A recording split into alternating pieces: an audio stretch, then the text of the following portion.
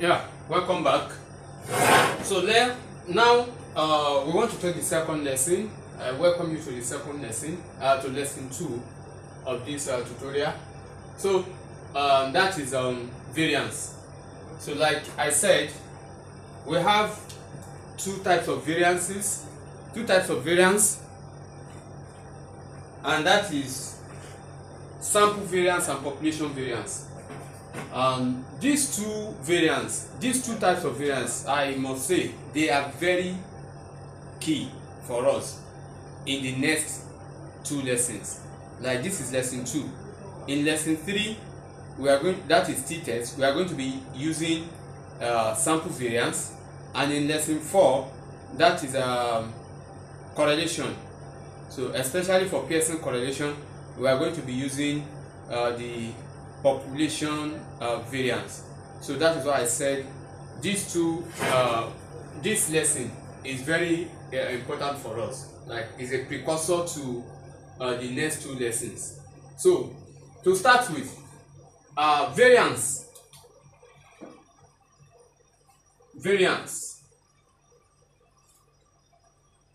We have two types, the population variance.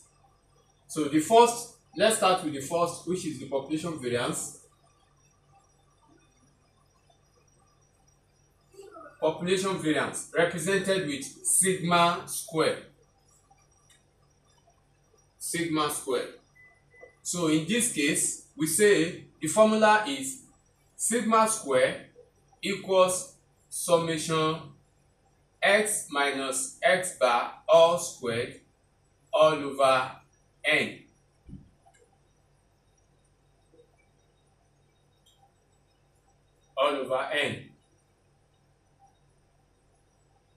S minus s bar all squared all over n. And in writing this formula and other formulas, you have to be very careful so that you don't confuse yourself or you don't confuse others. So because the formula is this, however, if somebody writes this summation x minus x bar squared all over n, that would be wrong. And it is also wrong to write it as this summation x minus s bar squared all over n. So this is wrong, and this is correct.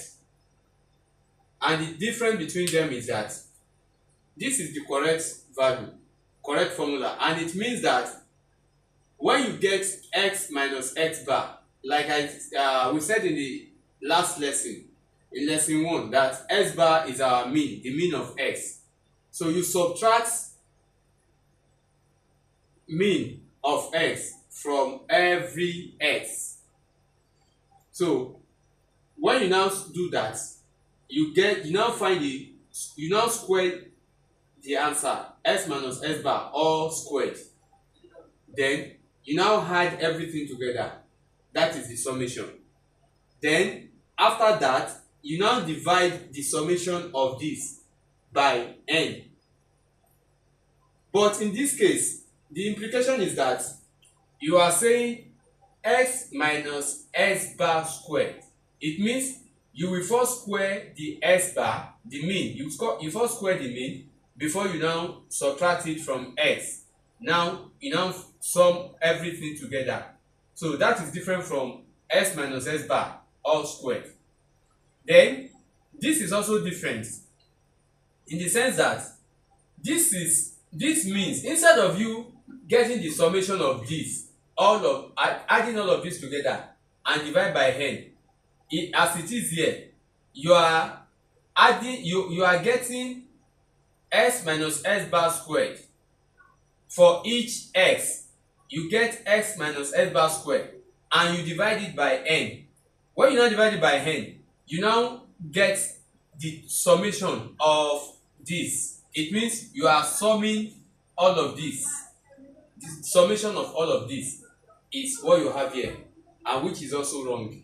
So take note, the way you write your formula also has a lot of implication on the way you solve it, and it could also mislead you if you don't write it appropriately. So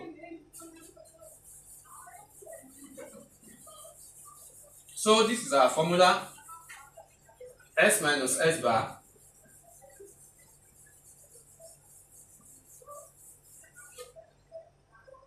so now let's solve for this. What do we need to do to solve this? Let's draw a table. We have our x.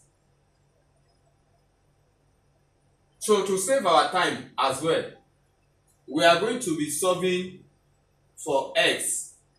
We solve population variance with x, and we solve sample variance with y, so that we can save time. So because it's just a repetition of the same process, and the difference between population variance and sample variance is just a very small difference. So we will get to know that when we get there. So our x, we have 5, 4, 7, 2, 9, and after that, what we need is we need the mean. So the mean is summation x bar over n. So addition of all this is what? 5 plus 4 9 plus 7 16 plus 2 18 plus 7 plus 9 27. So that is 27 over 5, which we got the other time, and that gives us 5.4. So that is our x bar.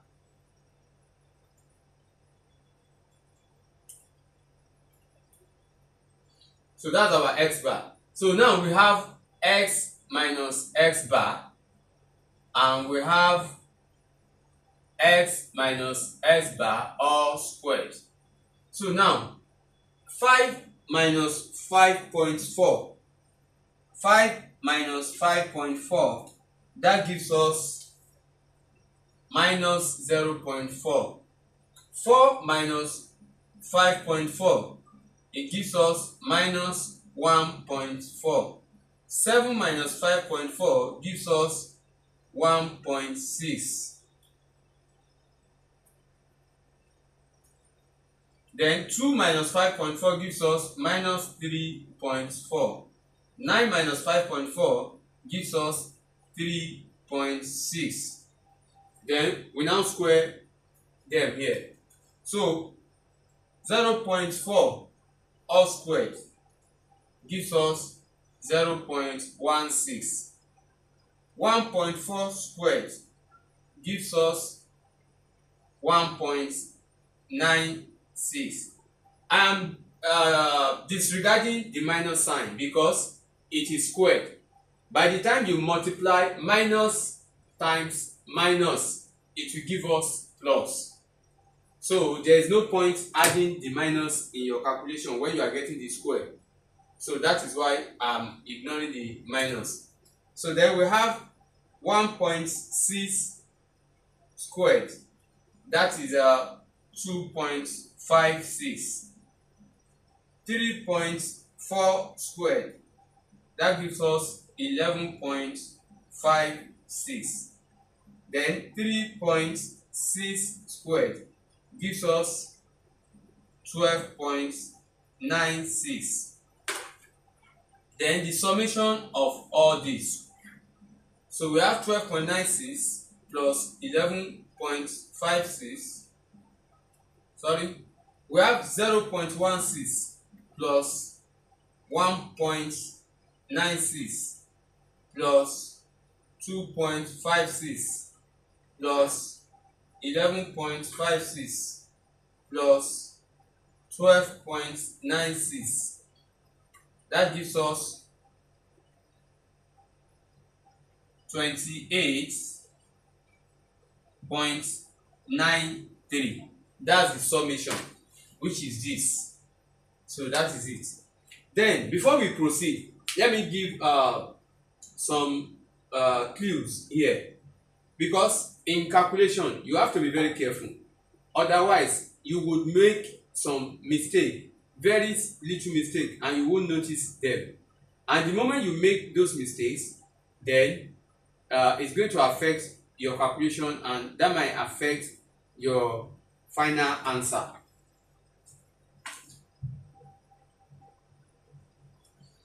So the first I would like to mention is that when you are squaring this, for example, we have, whenever you have decimal number as your s minus s, if your s minus s bar gives you decimal number, and that will only happen when your s bar is in decimal point, is in decimal place.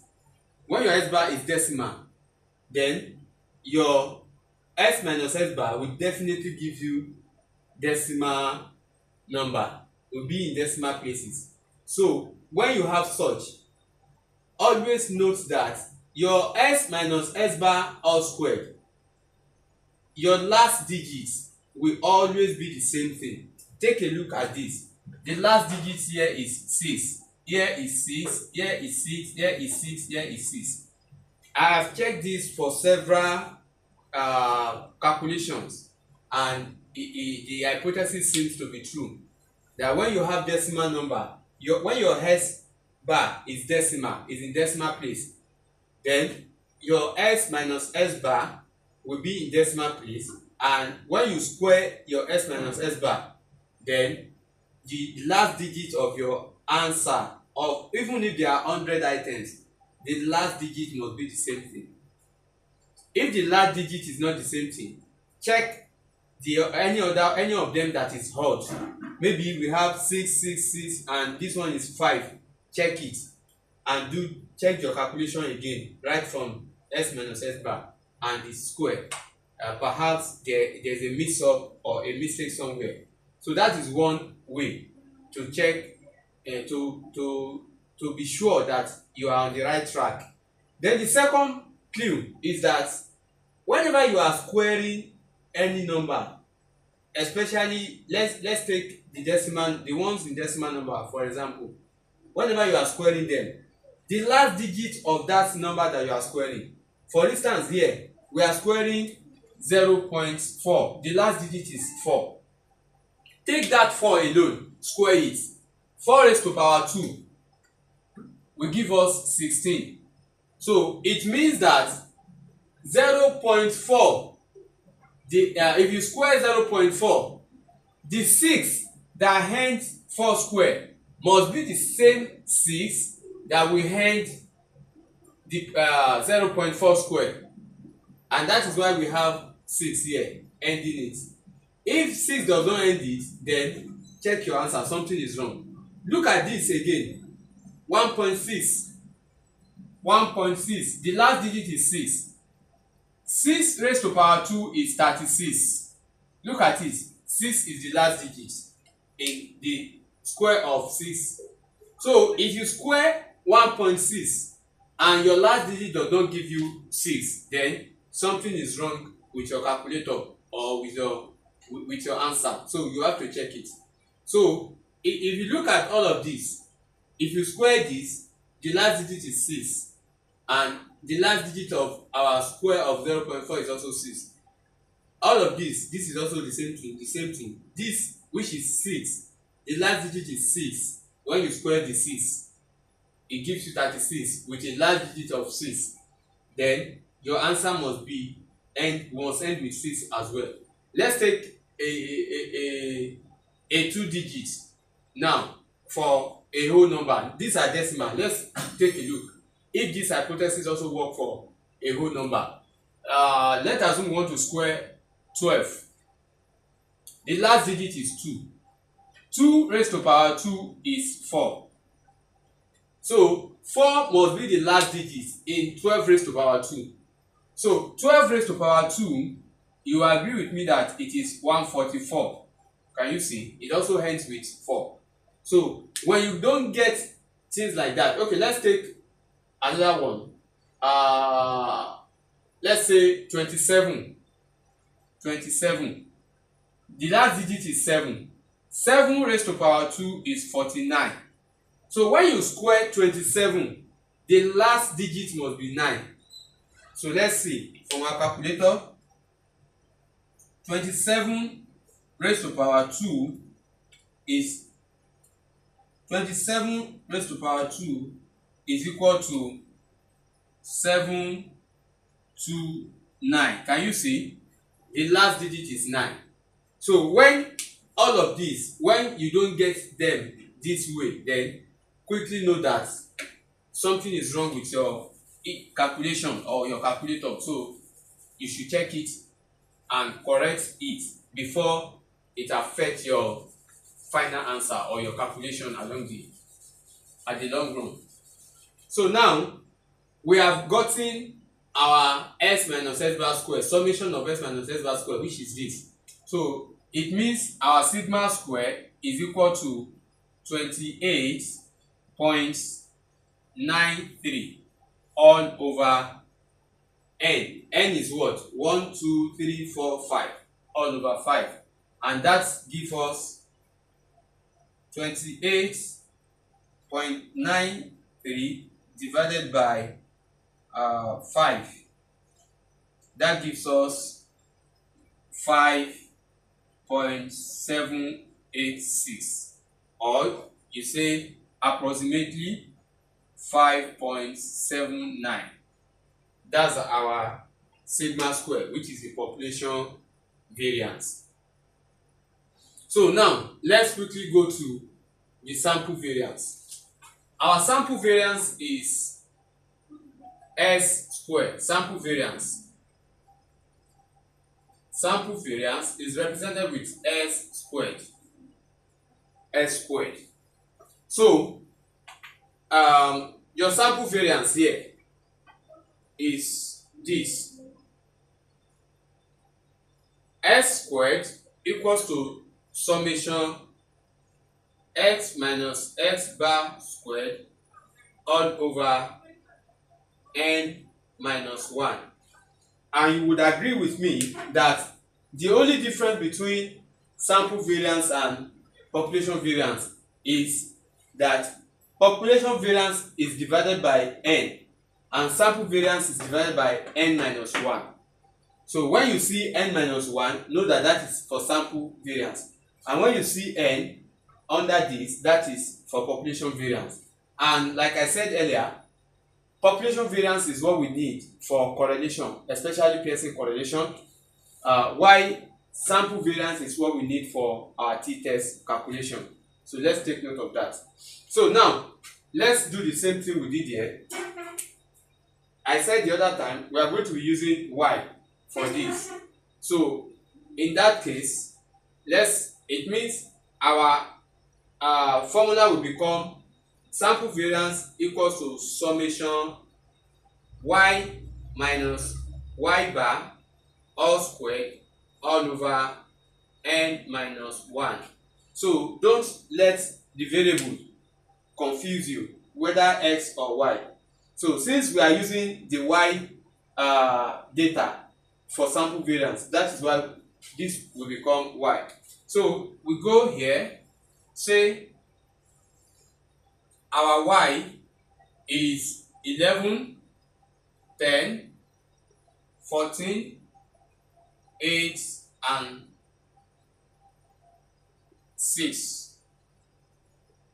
Then our y minus y bar and y minus y bar all squared. Now for this we need to get our y bar, which is the mean. So the y bar is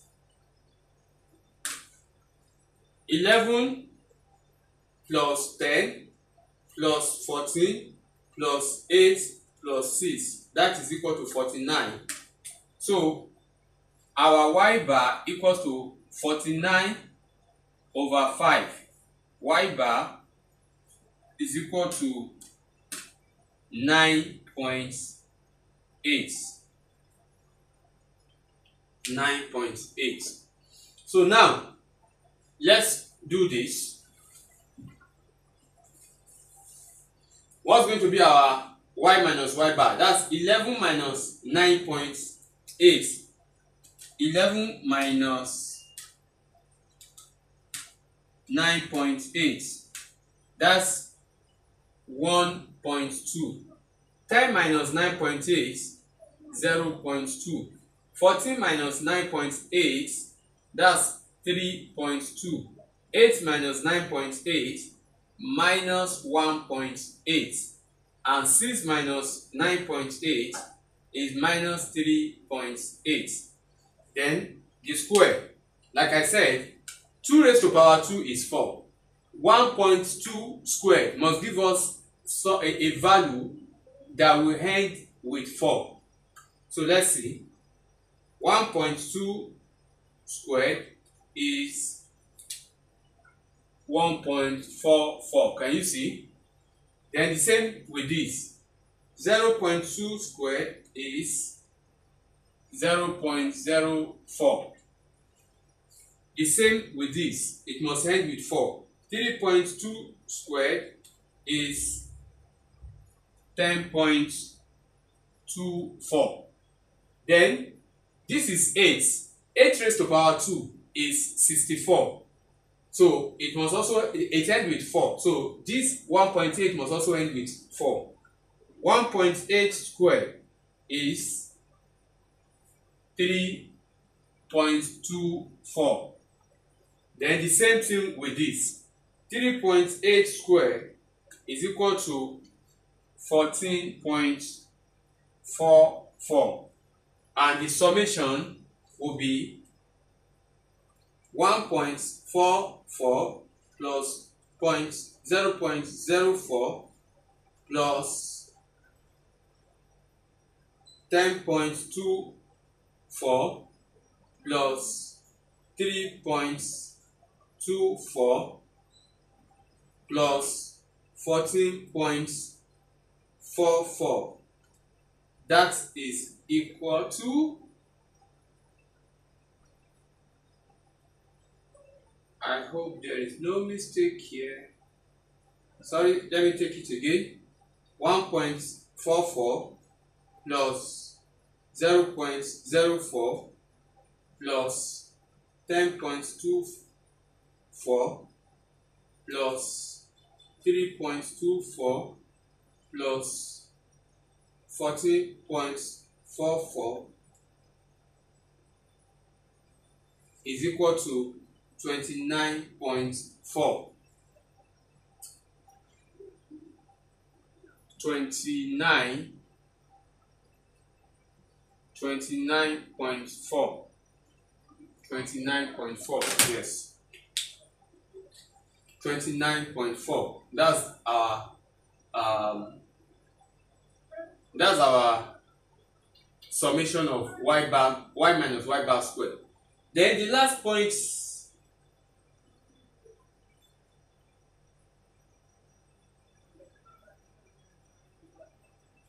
sorry,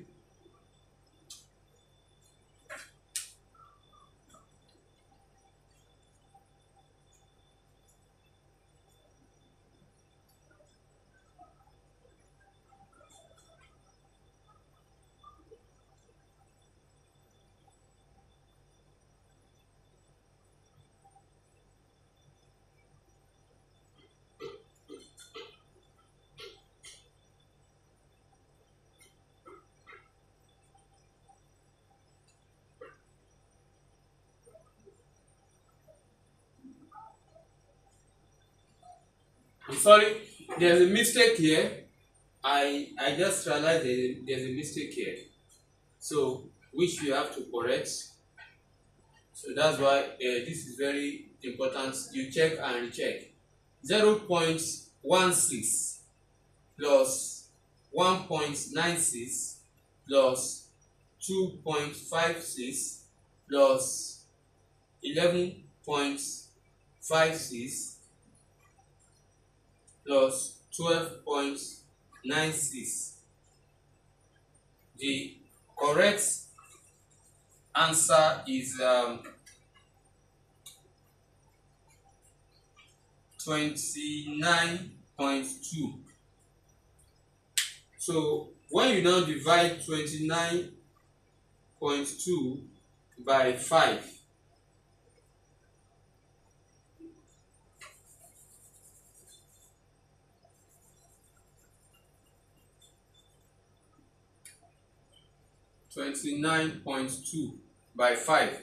it gives us 5.84. So for this,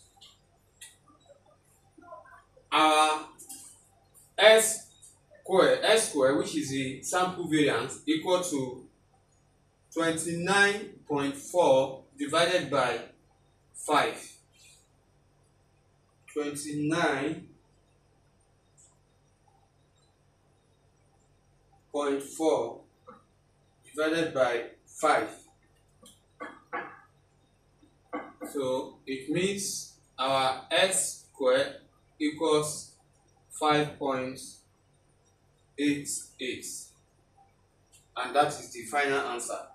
Yeah, you will wonder how I detected there was a mistake here, and that is the third clue I would like to share with you in checking your answer, that you are getting the right answer.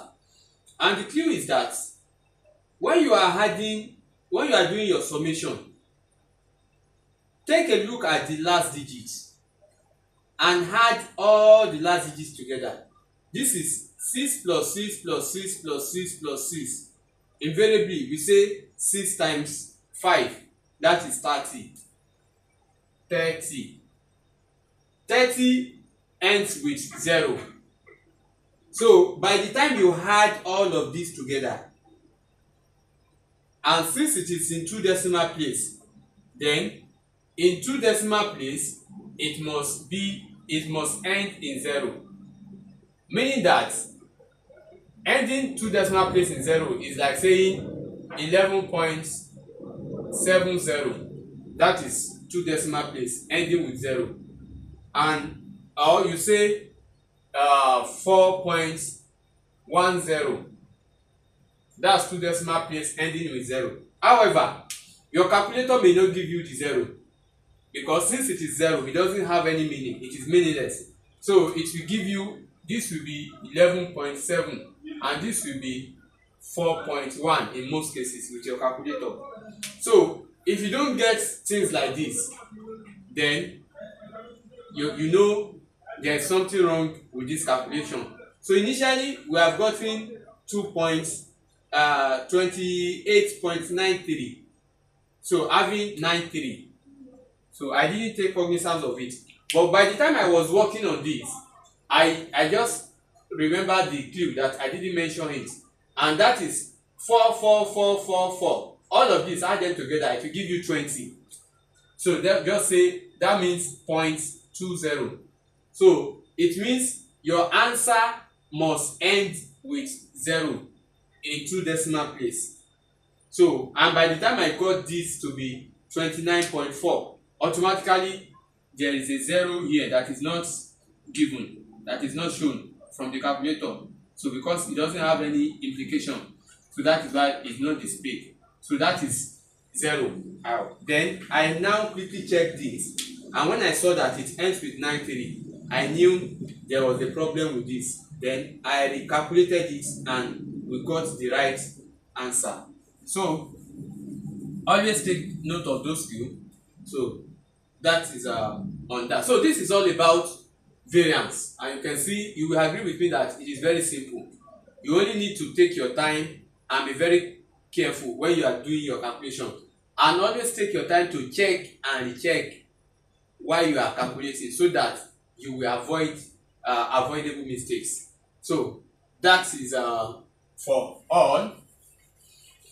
Now I will quickly mention that at times you are given, like in sample variance, like I said, the sample variance and population variance are going to be useful for us in the next lesson. Sample variance for t-test, population variance for correlation. But for sample variance, whatever you get as your sample variance, for instance here now, we got our s square to be 5.88. This 5.88 is the same thing you are going to slot in into your t-test formula when you are doing it. But for population variance, this population variance answer that we got here is not the same thing that we will slot in into our answer in correlation. We have to convert it to standard deviation.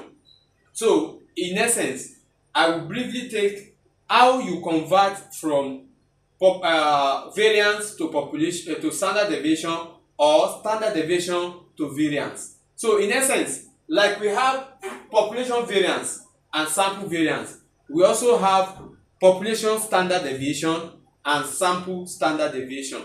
And the difference differences are not far-fetched. Like population variance is represented with sigma squared. Sample variance is represented with sigma. Population variance is represented with sigma squared. Same way, population standard deviation is represented with sigma. Then sample variance is represented with S squared. Then sample standard deviation is represented with S. So these are very important because at times you may not be given values like this. In one of our tutorials last week, I think we solved a question on one of this work that we were not given this, but we were given something else. So at the end of the day, you have to solve for this and this.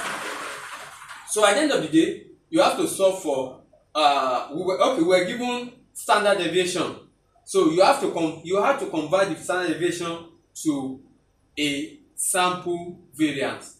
So it is very important that you know how to convert, how to deal with this, and it is not difficult.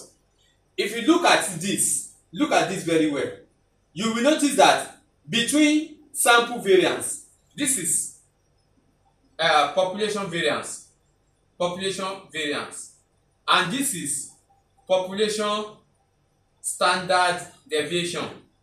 This is sample variance, and this is sample standard deviation. You will notice that the difference between the symbol for population variance and population standard deviation is only the square. For population variance, you have square, and for population standard deviation is only sigma. For sample variance, you have S square. For sample standard deviation, you don't have square, it's only S. So the square is just the only thing. Variance is squared, standard deviation is not squared. So in essence, when you are given variance, population variance, and you need population standard deviation, it means that population variance to convert to population standard deviation is going to be like this. So we want to get this, isn't it? We want to get this. So that will now give you, so it means this is the unknown. We know this and we don't know this. So then this that we don't know will be equal to square root of this.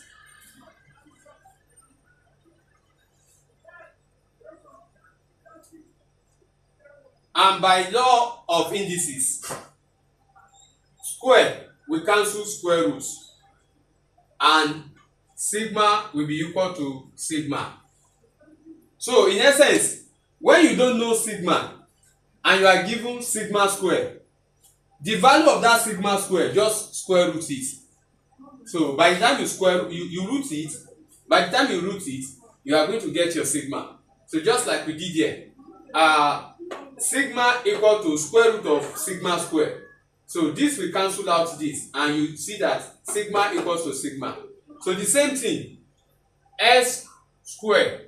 You were given S square and you are not given S. You know you need S. Just say S equal to square root of S square. This will cancel out this, and you have your S equals to S. Then in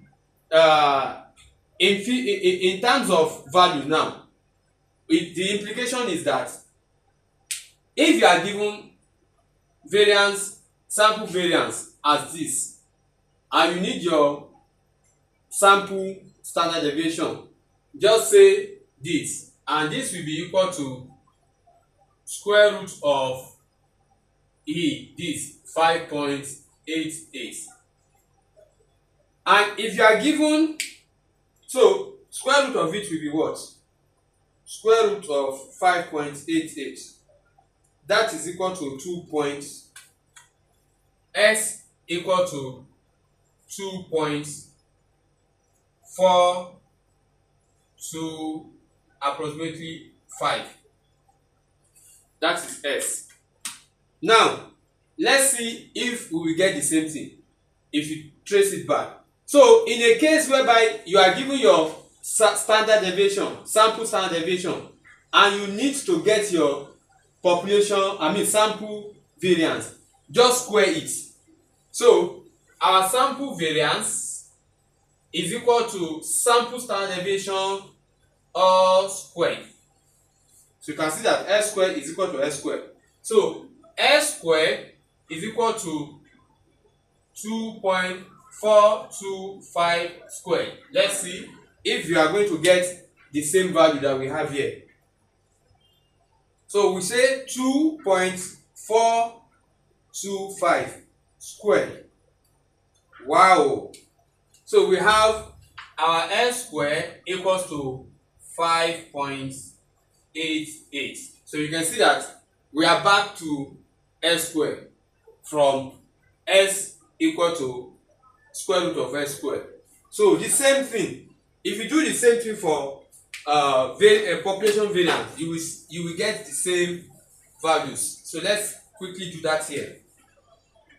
So say we have our population variance to be this, and we need our sample variance, our population standard deviation, that is sigma, equals to square root of sigma squared, which is equal to square root of 5.84. So square root of 5.84 is equal to 2.417 approximately.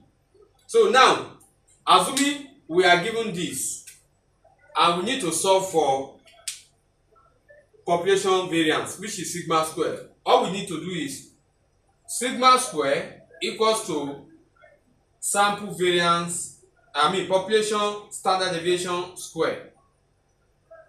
So that is sigma squared, which is population variance, will be equal to 2.417 squared. Let's see if we get the same thing, if you are going to get this.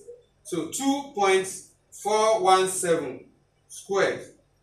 Wow, that gives us